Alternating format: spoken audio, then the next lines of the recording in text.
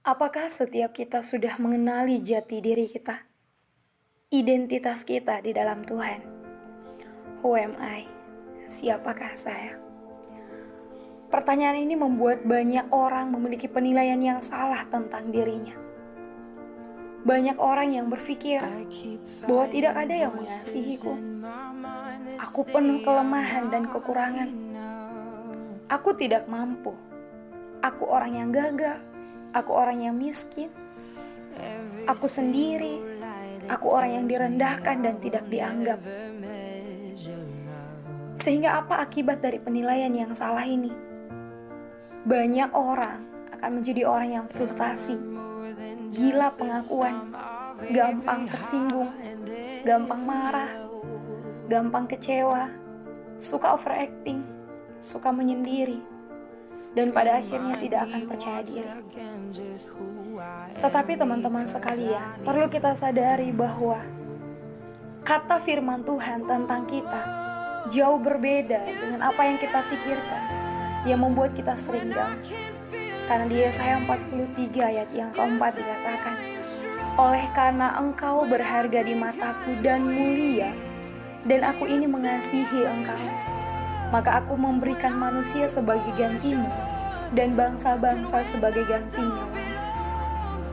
Kata firman Tuhan, kita adalah orang yang sangat dikasihi.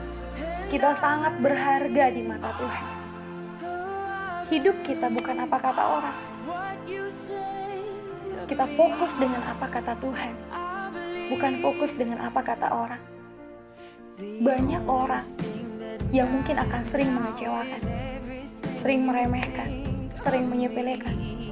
Tapi ada Tuhan yang tidak pernah mengecewakan kita, yang tidak pernah meninggalkan kita sekalipun kita terkadang meninggalkan Tuhan.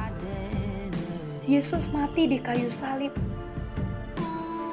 hanya karena dosa-dosa kita, hanya karena kasih-Nya yang begitu besar kepada kita. Dia sangat mengasihi saudara dan saya. Pengampunan yang sempurna Dia berikan kepada saudara dan saya.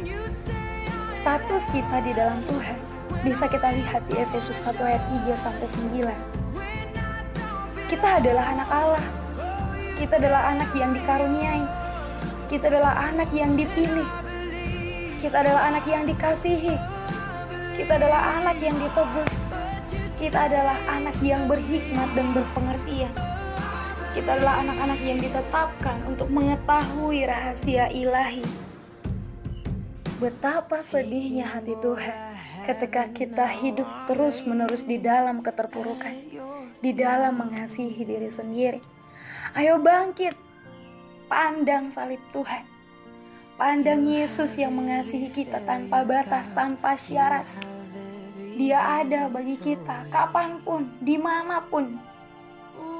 Tapi pertanyaannya, apakah kita datang kepada Dia?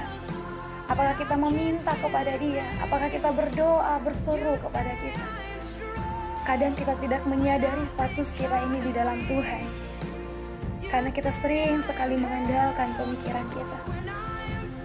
Kita sering sekali merasa bahwa kita mampu tanpa Tuhan. Oh tidak, kita tidak dapat berbuat apa-apa tanpa Tuhan.